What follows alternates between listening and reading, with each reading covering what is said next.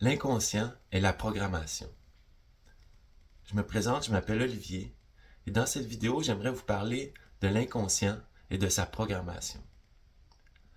L'inconscient contrôle 90 à 95% de nos choix, nos actions, nos relations, nos situations, et bien plus encore. Carl Gustav Jung dit « Tant que notre inconscient n'est pas conscient, il contrôlera nos vies et nous l'appellerons le destin. » La programmation de notre inconscient se fait bien avant notre naissance. Elle est transmise à travers nos parents, les normes de société, mais aussi autoprogrammée à travers nos perceptions, nos influences, les expériences de nos vies. Comme je dis souvent, comprendre l'inconscient, c'est comprendre la vie. Je vous donne un exemple. Si on se sent en danger, réel ou perçu, c'est notre inconscient qui prend le dessus pour nous protéger. On s'entend qu'aujourd'hui, les réels dangers sont de plus en plus rares. C'est donc notre identité, notre perception de nous ou que les autres pourraient avoir qu'on tente de protéger. Les chicanes sont un bon exemple. Avant notre naissance, il y avait nos parents qui se sont unis pour avoir un enfant. À travers cette union, il y eut un transfert d'informations. Les programmes de notre père, de notre mère, mais aussi de tous nos ancêtres, ont été transmis à travers nous. Je donne souvent l'exemple de la peur du rejet. C'est un programme qui nous a été transmis de nos ancêtres qui vivaient en tribu. On s'entend que ça commence à dater, pas toujours adapté à notre réalité. Nous sommes donc le résultat de ces programmes.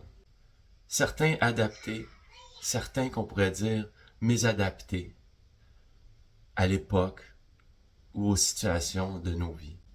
C'est à cause de ces programmes qu'on réagit pratiquement toujours de la même façon, qu'on répète et qu'on reproduit les mêmes situations jusqu'à ce que les programmes soient corrigés ou changés. Ça nous amène aux 4 étapes de reprogrammation des lois biologiques. Première, reconnaître les problèmes. Comprendre que ça vient de nous, de notre inconscient, qu'il y a des solutions, parce que si on peut être programmé, on peut se reprogrammer, et que c'est notre responsabilité. Étape 2, trouver la source. Les événements, les émotions associées. Je tiens à préciser qu'il y a des événements programmants et des événements déclenchants. Troisième étape, c'est la compréhension et l'acceptation. Comprendre au niveau intellectuel et accepter les émotions, les deuils. Étape 4, c'est la reprogrammation ou la mise à jour. Saut Quantique nous enseigne 4 façons de faire la mise à jour. Première, c'est la phrase de reprogrammation. Deuxième, la réécriture de l'histoire. Il y a les mantras qu'on peut utiliser. C'est pas les mantras qu'on apprend habituellement. Je tiens à préciser. Et 4, c'est un processus symbolique.